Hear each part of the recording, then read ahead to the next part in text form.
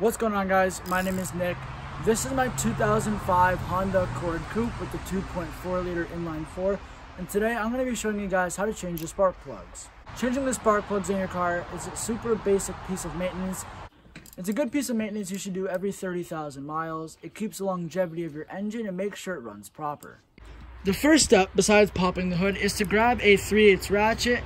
I have an extension on there, but you don't need it for this step. And then you're going to have a 10mm socket in the end. You're going to go after these two bolts in the back to take off this plastic cover.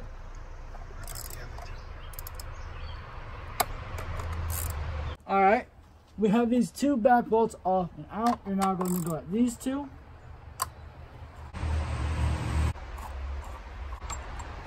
Alright, we're going to take this cover off. We're going to put this to the side somewhere safe. Alright, so you're going to keep with the 10mm. These two should already be out since those were the studs from that little cover. We're going to go at this one.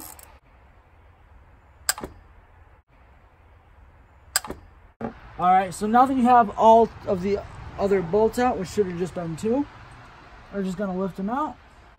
Now these are called your coil packs, and you're just going to unplug it.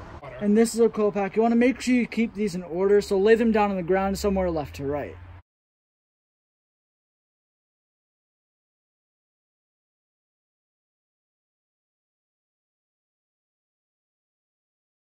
Alright guys, so as you can see, I'm replacing the boots. This one is all burnt up and disgusting, so thank God I bought the parts. That's one of the things you're going to need besides plugs, is I'd recommend buying boots too. Now, a fun little trick is if you actually have a bad valve cover gasket, or you're not sure if you do, one way you can tell is that this will actually be soaked in oil, and that'll tell you if you have a bad one or not. It should not be soaked in oil. So this is a really ghetto spark plug socket. It's a proper spark plug socket. You can see the rubber in there.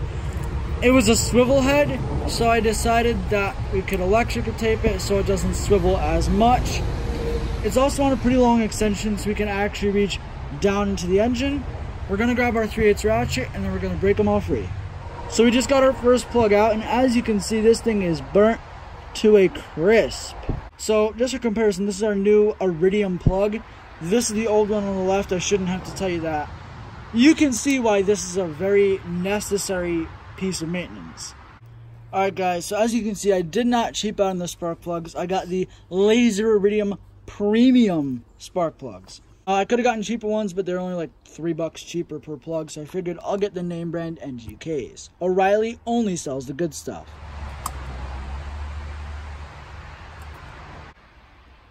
As you guys can see, this one's about the same, still looks horrible, and that's why we're replacing them. You guys know your engine, I don't want to say it's healthy, but when they all look the same, you at least know that all 4 cylinders are running the same. And our last plug is out and looking the same. That's a good sign. Another step you guys are going to want to take, if you have an air compressor, make sure you grab a blow gun end. And what you're going to do, you're going to blow out in there to make sure no dirt actually gets into your pistons, because that will ruin your engine. So this is our new Iridium plug, and the manufacturer says that since it's Iridium, they come pre-gapped, so that saves us some time and effort. What I'm going to do now is I'm going to put dielectric grease on this tip, which is the actual electrical conductor, so that it doesn't have any chance of not conducting electricity. We're going to go ahead, we're going to put a little bit on. Alright, so now we got a little bit more than we need on there. Now we can just go ahead and actually smear it around. Alright, now my hands are nasty, but we'll have a good connection. So now you're going to get the threaded end, and you're going to put some of that same anti-seize we used from the last video where I told you how to change the tie rods. We're just going to wipe most of this off since there's way too much. And there we go. We still have some anti-seize left in the threads, and our tip is ready. We're going to go ahead. We're going to actually put this in the hole now. You want to make sure that this is actually not going to come out. Want to be extra careful putting it in. And we're just going to thread it in. We're going to go ahead and put a ratchet on there. You want to make sure it's tight enough. That's about good for that one. So now we're going to continue the process on the other 3 spark plugs. Now, when you're putting the plugs in, it is always good to double check if it's gapped correctly. Even though it says it's gapped correctly, it can't hurt to double check. Alright, so we just took the first boot off of our first coil pack, and as you guys can see, it was dry, it's gross, it's ripping apart really easily, so thank God we're replacing them. Alright guys, so here we have our coil pack rebuild kit, and inside we're going to have a little baggie.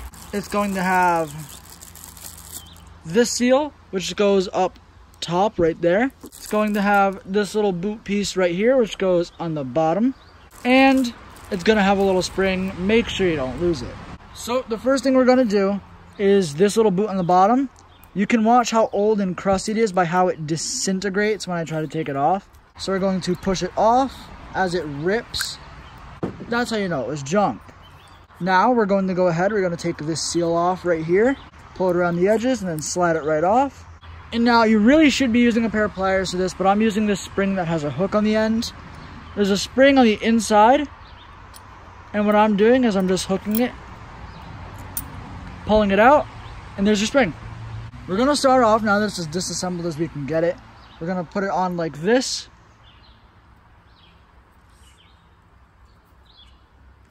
Make sure it's all pushed in around the edge. We're now going to grab our spring. We're going to put it in there, and as you can tell, it's loose. So what you can do now is grab one of your old plugs and actually push it in. As you can tell, now we're good. For the last step, we're going to grab our boot. Just going to slide it right on. You should hear it click, and now you're all set. What you should do is rub some dielectric grease on the outside just so the plug doesn't get stuck and it's a little lubricated. So now that I've done the first two, I'm going to go ahead and do the last two, install them, and then show you what to do from there. Alright, so now that we've gotten them all rebuilt, these are not tight, they're just sitting in there. What we're going to do now is we're going to grab this piece and we're going to plug each one back in. You should feel it click.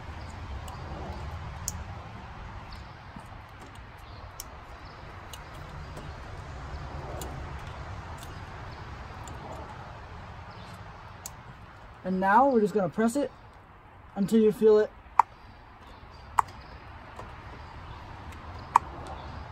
click in. Those are all set. So now we're going to grab those bolts we just took out, these two. Make sure you bolt down the right ones so that you don't go to put the cover back on and then do the wrong ones. So we got those two in, hoping I actually put the right two in. That'd be a bummer if I didn't. Make sure they're both tight. Now we're going to grab our cover, bolt it back on, and we should be all set. We have our cover. I did it right. Hallelujah. Alright, so you guys are going to want to twist these and make sure that the hole is lined up with the rest of the engine. And then, should slide right on. Bolt right in. Now we're going to grab our ratchet. So now we're going to grab our ratchet. You want to make sure you don't tighten it too much.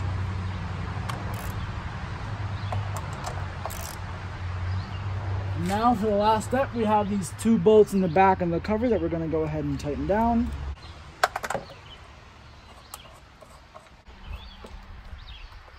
Alright, we have our cover back on. We're all closed up. Now we're going to start the car and hope that it still runs.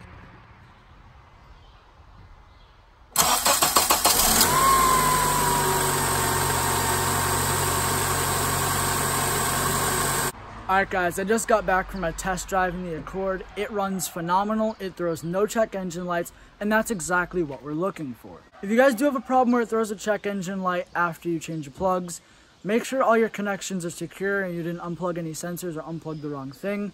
And if you still can't get it to go away, use an OBD2 reader, scan your car through the port underneath the dashboard, and see what's actually wrong. I've made a ton of other maintenance videos such as air filters, and I'm soon to make a cabin air filter video as well, so stay tuned for that. If you guys want to be notified whenever I upload, make sure you hit the subscribe button and then hit the notification bell right next to it, as I upload every other day. Thank you guys for watching. If you have any questions or comments, you know where to put them, right in the comments section. If you liked the video, please hit that like button, share it with your friends if they have the same question on maintenance. Like I said, thank you guys for watching, and I'll see you in the next one.